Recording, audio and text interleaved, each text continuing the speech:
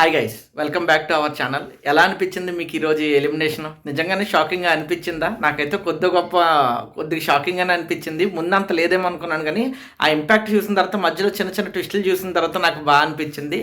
And also start అయిపోయింది. ఇంకా నాకు తెలిసి బిగ్ బాస్ డౌన్ఫాల్ నెమ్మదిగా స్టార్ట్ అయిపోద్ది. వైల్డ్ కార్డ్స్ కూడా ఇలానే ఉంటే కనుక, ఎటువంటి రసవత్రం లేకుండా ఇలానే ఉంటే కనుక నాకు తెలిసి ఎత్తిపోద్ది ఇంకా షో. నాకు అర్థమైపోయింది. బేసిక్గా బిగ్ బాస్ ఊచకోత స్టార్టింగ్ నుంచే స్టార్ట్ అయిపోయింది. బేసిక్గా ప్రతి సీజన్లోనూ కొద్దో గొప్ప నెమ్మదిగా ఒక్కొక్కరిని నెమ్మదిగా అక్కడక్కడ అన్ఫేర్ ఎలిమినేషన్స్ అనేవాళ్ళు, లేకపోతే మొత్తానికి ఏదో జరుగుతుంది. బట్ ఇందులో అలా కాదు. ఈ సీజన్లో బిగ్ బాస్ 9లో ఊచకోత మొదటి నుంచే స్టార్ట్ అయిపోయింది. అది ఎలాగో తెలుసా? ఫస్ట్ హరీష్ గారితో స్టార్ట్ అయిందండి. నేను ఎందుకు చెప్తున్నానంటే, ఊచకోతనే ఈ మాట ఎందుకన్నానంటే, బాగా ఆడే ప్లేయర్స్ వెళ్ళిపోవటం ఎక్కడి నుంచి స్టార్ట్ అయింది అని నా ఉద్దేశం. నా వరకు హరీష్ గారు చాలా బాగా ఆడతారు గేమ్. ఆయన స్ట్రాంగ్గా ఉండి కానీ గేమ్ పరంగా ఇవ్వాలనుకుంటే వేరే రేంజ్లో ఇచ్చేస్తాడు.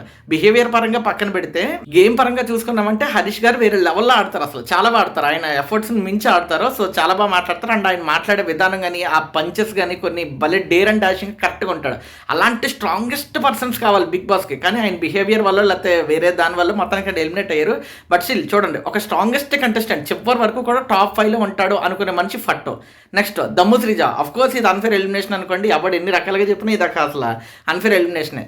బాగా ఆడి టాప్ 3లోనో టాప్ 2లోనో ఉండే అర్హత ఉండే ఏకైక అమ్మాయి దమ్ము శ్రీజ గారు. ఆబ్వియస్లీ షీఈస్ అ డ్యామ్ గుడ్ ఫైటర్. అసలు అలాంటి ఫైటర్ అయిన అమ్మాయిని ఎలిమినేట్ చేసేసారు. ఆ తర్వాత ఇప్పుడు అతిపెద్ద స్ట్రాంగెస్ట్, ఒక రకంగా స్టార్టింగ్లో చూసుకుంటే తనకున్న ఏంటదంటారో ఫ్యాన్ బేస్ కానీ, ఓటింగ్ కానీ, బయట ఉన్న పియర్ కానీ, ఎలా అయినా తీసుకోండి, ఇతనుకున్న మంచి పేరు కానీ, హీఈస్ ద విన్నర్ అనిపించేది. ఇతనే విన్నర్, ఇంకా ఇందులో డౌటే లేదు. ఇతన్ని దాటి ఇంకెవడన్నా వస్తాడా లేదా అనుకునేటట్టే ఉండే. అండ్ ఆల్సో హౌస్లో చూసే జనాలు, ఆయన్ని ట్రీట్ చేసే మనుషులు కూడా అలానే ట్రీట్ చేశారు. సో తెలుసో తెలియకుండానో మొత్తం అందరూ మైండ్లో పడిపోయింది ఏంటంటే, ఇతనే విన్నరేమో, ఇతనే అయిపోతాడేమో అన్నట్టు అనుకున్నారు. దాని అర్థం ఇతనేదో పెద్దగా స్ట్రాంగ్గా ఉన్నాడని కాదు. ఇతనితో పాటు ఉన్న వాళ్ళందరూ కూడా ఇతనికన్నా తక్కువగా ఉండటం కూడా ఒక కారణం. నాకు ఎందుకో తదాస్తు తదాస్తు అంటారు చూసారా, అలాగా నాకు ఎందుకో మన భరణి గారు అన్నారు చూసావా, నేను నామినేట్ చేసిన వాళ్ళందరూ ఎలిమినేట్ అయిపోతున్నారు అని చెప్పి అన్నారు. కానీ అది ఎందుకు ఇతనికి తిరిగి కొట్టేసింది అనిపించింది. నాకు ఎందుకో ఈ నామినేషన్ చాలా కొన్నిసార్లు కొన్ని పరంగా చూసుకుంటే వింతగా అనిపించింది. అంటే ఎలా తీసుకోవాలో తెలియట్లేదు నాకు.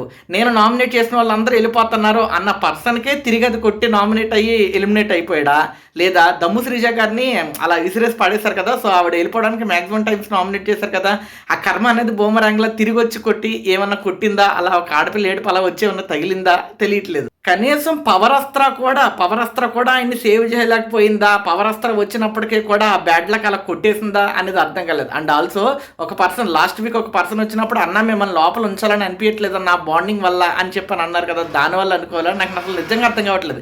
ఎవరు ఎన్ని రకాలుగా ట్రై చేసినా ఇది మాత్రం సిద్ధం, ఇది మాత్రం ఇంకా కంపల్సరీ అయిపోవాల్సిందే, ఫిక్స్డ్ 100% అనిపించింది. అలా అనిపించింది నాకు ఎలిమినేషన్. మీకు ఎలా అనిపించిందో ఒకసారి కామెంట్ చేయండి. సో ఇక లేట్ చేయకుండా రివ్యూలోకి వెళ్ళిపోదాం. యాక్చువల్లీ రివ్యూ అవసరం లేదు నన్ను అడిగితే, ప్రతి సండే జరిగేదే, అవసరమైతే దాని గురించి తర్వాత మాట్లాడదాం. బట్ ఈ ఎలిమినేషన్ చాలా షాకింగ్ ఎలిమినేషన్ కదా, సో అన్ప్రెడిక్టబుల్ అనిపించింది నాకు. ఇదే అనుకున్నాను నేను, అసలు అయ్యి ఉండదులే, ఎన్ని లీక్లు వచ్చినా కానీ నాకు తెలిసి అయ్యి ఉండదు, ఏ సీక్రెట్ రూమ్ అనుకున్నాను. అంటే ఇంత మంచి స్ట్రాంగ్ కంటెస్ట్ని, ఇంత పెద్ద స్ట్రాంగ్ కంటెస్ట్ని తీసుకెళ్ళి పక్కన పెట్టేస్తే ఇంకెవరితో ఆడతారా బాబు గేమ్స్ అనుకున్నాను. బట్ ఆల్సో వైల్డ్ కార్డ్స్ వచ్చారు కదా, నాకు వైల్డ్ కార్డ్స్ థియరీ బాగా నచ్చింది. వాళ్ళందరూ ఒక మాట మీద ఉన్న విధానం చూడండి. మొత్తం భరణి గారి కుటుంబాన్ని అంతటినీ కూడా తీసుకుని వచ్చి అక్కడ పెట్టేశారు. నామినేషన్స్లో పెట్టేశారు. అంటే వీళ్ళలో కంపల్సరీ ఏ ఒక్కరు పోయినా మిగిలిన వాళ్ళు ఎలా ఆడతారో చూద్దాం మనకి. వాళ్ళందరూ కలిపి వీళ్ళందరినీ కావాలని మాట్లాడుకుని ఎవరి దగ్గర ఎన్ని పాయింట్స్ ఉన్నా కానీ వీళ్ళు నామినేట్ చేయాలనుకున్న పర్సన్ పాయింట్సే తీసుకుని నామినేట్ చేశారు. ఆ విషయం అందరికీ అర్థమైంది. సో భరణి గారిని పెట్టుకున్నారు, ఒక స్ట్రాంగెస్ట్ పర్సన్ని రిమూవ్ చేయాలనుకున్నారు, చేసేశారు. మంచి స్ట్రాటజీ అని చెప్పొచ్చు. వైల్డ్ కార్డ్స్ అందరూ కలిసి చేసిన మొట్టమొదటి తెలివైన అండ్ బలమైన పని భరణి గారిని తీసేయడం. ఇది అసలు చాలా పెద్ద స్ట్రాటజీ అని చెప్పొచ్చు. అసలు వైల్డ్ కార్డ్స్ అందరూ కలిసి తీసుకున్నందుకు అందుకు మనం అప్రిషియేట్ చేయాలి. బట్ కర్మ మళ్ళీ జనాలు ఎలా పగపడతారు వీళ్ళ మీదకి, అలా చేస్తారనేది నాకు తెలియలేదు. అండ్ ఆల్సో ఇమ్మాన్యుయల్ గారు ఇవాళ పవర్ అస్త్ర యూజ్ చేయకపోవడానికి, అతనికి యూజ్ చేయకపోవడానికి చెప్పిన కారణాలు కూడా నాకు చాలా బాగా అనిపించాయి. అంటే సేఫ్ గేమ్ ఆడలేదు, అతను చాలా మంచి గేమర్, అతను చాలా మంచోడు, అతనికే ఉండాలి, అతను ఎలిమినేట్ అవ్వాలనుకుంటున్నాను నేను, ఇలాంటి ఏ సోది చెప్పలేదు.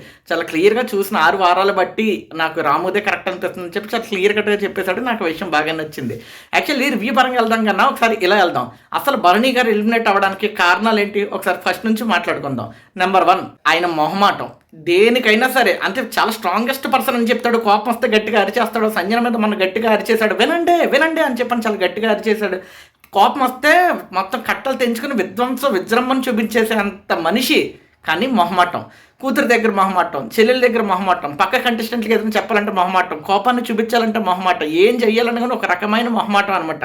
స్ట్రాంగెస్ట్ పర్సన్ అన్న ఏంటిది అంటారో ఒక క్యారెక్టర్ ఒకటి మనం అనేసుకుంటాం కదా, ఒకటి స్ట్రాంగెస్ట్ పర్సన్ అనే ఆబ్జెక్ట్ని ఒకటి పట్టుకుని దాని దగ్గర నుంచి ఏ రియాక్షన్ రాకపోయేసరికి అర్థం కాలేదనమాట. మేబీ అది నా మొదటి కారణం అనుకుంటున్నాను, సారీ ఆయన మొదటి కారణం అనుకుంటున్నాను. సెకండ్దే ఎక్కడ పోయిందంటే అందరి దృష్టిలో నేషనల్ టీవీ అందరి దగ్గర ఆడియన్స్ దగ్గర కూడా చెప్పించింది ఏంటంటే నాన్న నాన్న అని చెప్పని తనుజ వెళ్ళే ఆ ట్రాక్ నిజంగానే చాలా బాగుంది, చాలా ప్యూర్గా ఉంది అని చెప్పి పొగడటం. అందరిలో పొగిడేసరికి ఓహో ఈ ట్రాక్ కరెక్ట్గానే వెళ్తుందేమో అన్న ఉద్దేశంతో ఆయన అదే జోన్లో ఉండిపోయాడు. నాకు తెలిసి సెకండ్ దెబ్బ అక్కడే పడిందని అనుకుంటున్నాను. అండ్ అలాగే దివ్య గారి ట్రాక్ కూడా వెళ్తుందేమో అని చెప్పి అనుకున్నాడు. అండ్ చాలా ట్రస్ట్ చేసేసాడు, చాలా ఎక్కువగా బాండ్ అని చాలా ఎక్కువగా క్రియేట్ అయిపోయింది. అలాగే ట్రస్ట్ చేసేసాడు, దివ్య ట్రాక్ కూడా అలాగే వెళ్తుంది అనుకున్నాడు. బట్ అది అలా వెళ్ళలేదు, వేరేగా వెళ్ళిపోయింది.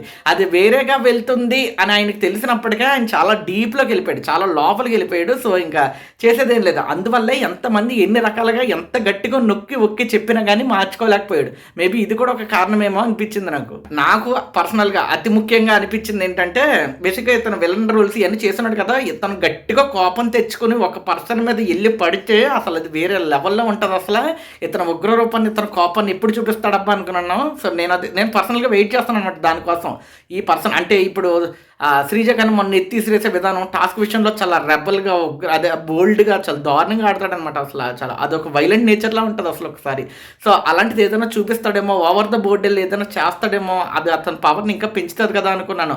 అది లేకుండా పోయింది. అండ్ మొన్నే స్టార్ట్ చేశాడు మన సంజన గారిని ఎలిమినేట్ చేస్తున్నప్పుడు ఆ మాట్లాడిన విధానం కానీ అలాంటి ఎక్స్పెక్ట్ చేశారు బేసిక్గా బర్నీ గారి దగ్గర నుంచి స్టార్టింగ్ నుంచి కూడా. అలాగే అది ఎప్పుడో ఒకసారి హరీష్ గారితో గొడవ అయినప్పుడు వచ్చింది, అండ్ మొన్న సంజన గారితో వచ్చింది. ఇంకా తర్వాత నుంచి రాలేదు. అంటే ఒక స్ట్రాంగెస్ట్ పర్సనాలిటీ వైజ్ చూసుకుని ఎలా చూసుకున్నా కానీ చాలా స్ట్రాంగ్ ఉంటాడు కదా, మనిషి కోపం వస్తే కట్టలు తెంచుకునే అంత వస్తుంది ఇంపాక్ట్. అలాంటి ఇంపాక్ట్ అతని దగ్గర నుంచి ఎక్కువ ఎక్స్పెక్ట్ చేశారు. బట్ అది కూడా రాకపోవడం అనేది ఒక మైనస్ అని అనుకుంటున్నాను. అండ్ ఇది కూడా దెబ్బ కొట్టింది అనుకుంటున్నాను. అండ్ ఫైనల్లీ పవర్ అస్త్ర, ఆ పవర్ అస్త్ర అతనికి కంపల్సరీ యూజ్ చేస్తారేమో అని చెప్పి వెనకాల అనుకున్నారు మన తనుజ గాని దివ్య గాని వీళ్ళందరూ అనుకున్నారు. బట్ ఎమ్మాన్యుయల్ కరెక్ట్గానే వెళ్ళాడు. కాకపోతే వాట్ వెంట్ రాంగ్ అంటే కరెక్ట్గా ఇతను చేసే బాండింగ్లు కానీ ఇవన్నీ కూడా ఎమ్మాన్యుయల్ కళ్ళ చుట్టూనే తిరిగాయి. అండ్ ఎమ్మాన్యుయల్ 1-2 సార్లు డైరెక్ట్గానే ఇండైరెక్ట్గానే చెప్తూనే వచ్చాడు. భరణి గారికి చెప్పాడు, దివ్యకి చెప్పాడు, తనుజకి కూడా చెప్పాడు. అన్ని రకాలుగా చేసుకుంటున్నప్పటికీ కూడా ఎమ్మాన్యుయల్ వైపు నుంచి వస్తుంటే కరెక్టే, నిజమే. నిజంగా కష్టపడి ఎక్కడి నుంచి వచ్చి ఒక పర్సన్ నిజంగా కష్టపడి వెళ్తున్నాడు కదా, వస్తున్నాడు కదా రాము అనే పర్సన్. అలాంటి వాడు just for the sake of favouritism వల్ల నా దగ్గర ఉన్న పవర్ అస్త్రం వల్ల వెళ్ళిపోతాం అనేది తప్పు, అది అన్ఫేర్ అవుతుంది. సో ఇతను ఒకవేళ పవర్ అస్త్రం మన ఈయనకి వాడినా కూడా భరణి గారికి వాడినా కూడా రాముది అన్ఫేర్ ఎలిమినేషన్ అయిపోతుంది. అండ్ దానికి కారణం డైరెక్ట్గానే ఇండైరెక్ట్గానో ఇమ్మాన్యుయల్ అయిపోతాడు. ఆ గిల్ట్ అతనికి చివరి వరకు ఉండిపోతుంది. సో నాకు తెలిసి కరెక్ట్గానే చేశాడు. బట్ అది ఇతనికి బెడ్స్ కొట్టింది. అంటే ఆఖరికి పవర్ అస్త్రం కూడా ఆయన కాపాడలేకపోయింది. మేబీ ఇది కూడా ఇమ్మాన్యుయల్ గారి కళ్ళ ముందు కూడా ఇలా ఉండటం అనేది ఈయన కూడా వెళ్ళిపోవడానికి ఇంకొక కారణమేమో అనుకుంటున్నాను నేను. కానీ వీటన్నిటిలో కల్లా నాకు అయ్యో పాపం అని ఎక్కడ అనిపించిందో చెప్పనా, ఇతను ఒక ట్రాక్లోంచి వెళ్తుంటే ఆ ట్రాక్లోంచి బయటపడ్డాను. అంటే బేసిక్గా చాలామంది చాలా విధాలుగా చేశారు. బట్ వాళ్ళందరినీ కాదని ఆ ఎఫెక్ట్ భరణి గారికి కొట్టడం అనేది కొద్దిగా బాధ అనిపించింది. అండ్ సెకండ్ థింగ్, కొన్నిటికి ఇతను చేసిన వాటికి వాల్యూ లేకుండా పోయింది. ఎవరైతే ఎలిమినేట్ అయిపోయిన పర్సన్కి సాక్రిఫైస్ చేసి ఇచ్చాడో ఆ సాక్రిఫైస్ లేదనమాట. ఎవరైతే తప్పు చేసిన వాళ్ళు ఉన్నారో వాళ్ళకి ఒక అవకాశం ఇచ్చి లోపలికి రప్పించిన పర్సన్ ఇప్పుడు బయటకు వెళ్ళిపోయాడు. అండ్ ఎవరినైతే లోపలికి రప్పించారో వాళ్ళు మాత్రం చాలా హ్యాపీగా ఆడే కూర్చుని అంతే సార్ నాకు దొంగతనం సార్ అని చెప్పుకుంటూ కూర్చున్నారు. ఇంకా అంతే. నాకు చాలా బాధ అనిపించింది, అయ్యో పాపం అని చెప్పి. 2 విషయాలు నన్ను చాలా గట్టి కొట్టాయమ్మా అనిపించింది నాకు. అంటే ఎవడైనా మునిగిపోతుంటే చెయ్యొచ్చాడు, పైకి లాగుతాం కదా, పైకి లాగినోడు బతికాడు, పైకి లాగినోడు మునిగిపోయాడు, మునిగిపోతున్నోడేమో పైన ఉన్నాడు గట్టు మీద చాలా హ్యాపీగా. అండ్ నేను స్టార్టింగ్లో చెప్పినట్టు అయిపోయింది. ఇక స్ట్రాంగెస్ట్ పర్సన్స్ అందరూ ఫట్టా లెగిసిపోతా వచ్చారు. నాకైతే అదే అనిపించింది. అంటే బేసిక్గా ఇప్పుడున్న ఈ సీజన్కి నాకు తెలిసినంత వరకు జనాలకు కావాల్సింది ఎవరంటే ఆ ఆట బాగా ఆడేవాడో, ఆట చాలా స్ట్రాంగ్గా ఆడేవాడో వీళ్ళ కాదు. బేసిక్గా ఒక్కొక్కరు ఒక దానికి స్టిక్ అయిపోయి ఉన్నారండి. ఫర్ ఎగ్జాంపుల్ ఒకసారి చూద్దాం ఈ ట్రాక్లు కానీ ఈ టైప్ ఒకసారి చూద్దాం. సుమన్ శెట్టి గారు బేసిక్గా ఆ రేంజ్లో గట్టిగా ఆడేసి పొడి చేసి చంపేసి అంత ఆట ఏమో ఆయన ఆడలేదు. ఫ్రాంక్గా మాట్లాడుకుందాం, ఆయన మంచోడే, ఆయన చాలా బాగా మాట్లాడతాడు, ఆయన చాలా బాగా వర్క్ చేస్తాడు. చాలా ఏ పని చేస్తాడు, ఏ టాస్క్ ఇస్తా టాస్క్ చేస్తాడు.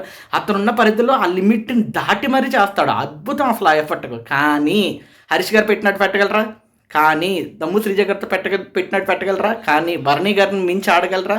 బట్ స్టిల్ ఆయన ఏ ట్రాక్లో పెట్టుకోలేదు, ఎటువంటి బాండింగ్స్ పెట్టుకోలేదు, ఆయన పరిధిని మించి ఏ రోజు ఏ మాట మాట్లాడలేదు, ఆయన వయసుకి తగ్గట్టు ఆ గౌరవాన్ని కరెక్ట్గా మెయింటైన్ చేసుకుంటూనే వెళ్ళాడు. But still comparatively Suman Shetty గారు అంటే ఆ బ్యాక్గ్రౌండ్ మ్యూజిక్లు వేసేసి ఇన్స్టాగ్రామ్లో ఒక సింపతి క్రియేట్ చేసేసారు కాబట్టి జనాల సింపతికి చాలా గట్టిగా బాగా ఫ్యామిలీ ఆడియన్స్ అందరూ కనెక్ట్ అయిపోయి ఉన్నారు కాబట్టి సడన్గా వెనక్కి వెళ్ళాలంటే వెళ్ళలేరు సుమన్ శెట్టి గారు. సో ఒక పర్సన్ ఒక బిగ్ బాస్ కంటెస్టెంట్ అన్నాడు వచ్చి గట్టిగా ఆడి నిజాయితీగా చేసి అలా చేయటం కన్నా కొద్దిగా గొప్ప ఒక ట్రాక్లో ఇరుక్కుపోయినప్పుడు అంటే ఏంటంటారో ఒక ఇమేజ్కి ఇరుక్కుపోయినప్పుడు ఆ ఇమేజ్ని కాపాడుకుంటూ అలా ఉండటం వల్ల కూడా సర్వైవ్ అవ్వచ్చు అని నాకు సుమన్ శెట్టి గారిని చూస్తే అర్థమైంది. నెక్స్ట్ అయితే మన రీతు గారు డీమన్ పవన్ వీళ్ళది ఒక అద్భుతమైన లవ్ ట్రాక్. అసలు అది ఆ ఫేకో తెలియదు, రియలో తెలియదు, ఎందుకు చేస్తున్నారో తెలియదు, ఆ పిల్ల ఏడుతుందో తెలియదు, ఏడవదో తెలియదు, ఏం తెలియదు, ఈ మనిషి ఎక్స్ప్రెషన్ పెడతాడో తెలియదు, ఎక్స్ప్రెషన్ పెట్టడో తెలియదు, నో చెప్పడం రాదు, గట్టిగా మాట్లాడడం, టాస్క్ ఒకటే సరిగ్గా ఆడతాడు, ఏ విధంగా ఉండదు. వీళ్ళిద్దరితో ఒక అది అనకూడదు కానీ ఒక దరిద్ర కొట్టే ట్రాక్. బట్ స్టిల్ వీళ్ళు సర్వైవ్ అవుతున్నారు, వీళ్ళు ఇంకా ఉన్నారు. కంపారిటివ్లీ వెళ్ళిపోయిన ముగ్గురితో చూసుకుంటే వీళ్ళు ఇంకా ఉన్నారు. ఇలాంటి ట్రాక్ మెయింటైన్ చేస్తూ కూడా వీళ్ళు ఇంకా ఎలా ఉన్నారు. ఏ ట్రాక్లో ఏ బాండింగ్ అయితే భరణి గారు అని అన్నారో ఆ బాండింగ్ పెట్టుకున్న తనుజ గారు సేవ్ అయ్యారు, అదే బాండింగ్కి కారణమైన దివ్య గారు సేవ్ అయ్యారు. కానీ ఎవరైతే నేను హస్తాలు ఇస్తున్నానో నా చేతి కింద ఉంటారో అనుకున్నారో అలాంటి పర్సన్ ఎలిమినేట్ అయిపోయాడు అనమాట. అతను అనుకున్న వాళ్ళు అతను బేస్ చేసుకుని నాన్న పక్కనే ఉండాలి, భరణి గారు చూడాలి, భరణి గారు చెయ్యాలి అనుకున్న భరణి గారు బయటకు వచ్చేసారు. అతను యూజ్ చేసుకున్న వాళ్ళు మాత్రం లోపల ఉన్నారు. ఎంత వింతగా ఉందో చూడండి.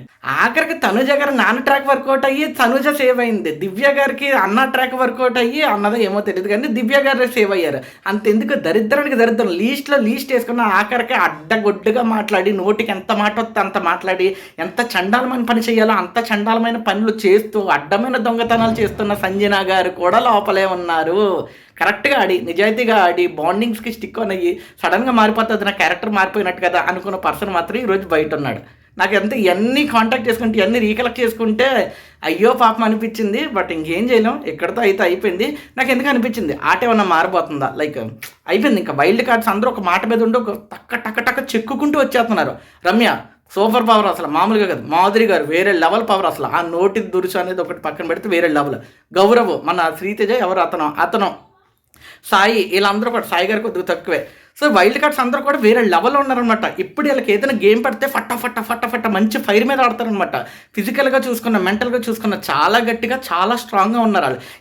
ఎదటోడి వీక్నెస్ని పట్టుకుని మన రమ్య గారు నిన్ను చూసారా కళ్యాణ్ దగ్గరికి, అదే కళ్యాణ్ అమ్మాయిలు పిచ్చోడని చెప్పడం, తనుజ గురించి చెప్పడం, వాళ్ళు మాట్లాడడం, ఎదటోడి వీక్నెస్ని పట్టుకుని కొడుతుంటే వాళ్ళు డల్ అయిపోతున్నారు. వాళ్ళు డల్ అవుతున్న టైంలో వెళ్ళి గేమ్ ఆడుతున్నారు, షైన్ అయిపోతున్నారు, జనాలకి వెళ్ళి కనపడుతున్నారు, ఆడుకుంటున్నారు. వీళ్ళు నాకు తెలిసి వైల్డ్ కార్డ్స్ వెళ్ళిపోతారేమో ముందుకి, వీళ్ళందరూ ఒక్కొక్కరు పడిపోతారేమో అనిపించింది. సో ఈరోజు అయితే ఇంతే. నాకు తెలిసి ఐ హోప్ మీకు అర్థమైనట్టుంది నేను ఎందుకు ఈ పర్సన్ ఎలిమినేట్ అయ్యాడు అనేది నాకు అనిపించింది అనేది నేను చెప్పాను. కానీ ఇతను ఎలిమినేట్ అవ్వడానికి అసలు రీజన్స్ మీరేమనుకుంటున్నారు అనేది ఒకసారి కామెంట్ చేయండి.